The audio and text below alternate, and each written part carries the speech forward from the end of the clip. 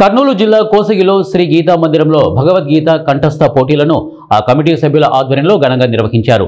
భగవద్గీతలోని పురుషోత్తమ ప్రాప్తి యోగ అను 15వ అధ్యాయం ఎంచుకొని శ్రీ మద్భగవద్గీత కంఠస్థ పోటీలు నిర్వహించారు.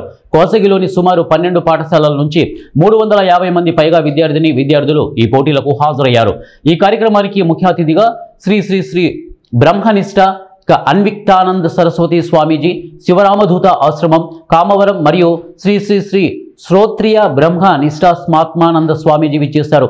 ఈ సందర్భంగా వారు మాట్లాడుతూ పిల్లల్లో నైతిక విలువలు పెంపొందించడంలో భగవద్గీత ముఖ్య పాత్ర పోషిస్తున్నట్లు వారు తెలిపారు. గీతా బోధనలు పిల్లల్లో ధైర్యం, ఏకాగ్రత మరియు మంచి అలవాట్లను పెంచుతున్నాయని వారు అన్నారు. కర్మయోగ భావన బాధ్యతా భావాన్ని అభివృద్ధి చేస్తోందని అన్నారు. గీతా శ్లోకాలు కోపం, అసహనం తగ్గించడంలో సహాయపడతాయని వారు అన్నారు. విద్యా సంస్థలు పిల్లల్లో విలువలు, విద్య కోసం గీతా బోధనలను ప్రోత్సహించాలని వారు కోరారు. అనంతరం పాల్గొన్న పిల్లలందరికీ భోజనం ఏర్పాట్లు చేశారు. ఈ కార్యక్రమంలో శ్యామ్ దొర, కృష్ణమూర్తి, రాజమౌళి, ఎరిగేరి శ్రీనివాసులు తదితరులు ఈ కార్యక్రమంలో పాల్గొన్నారు.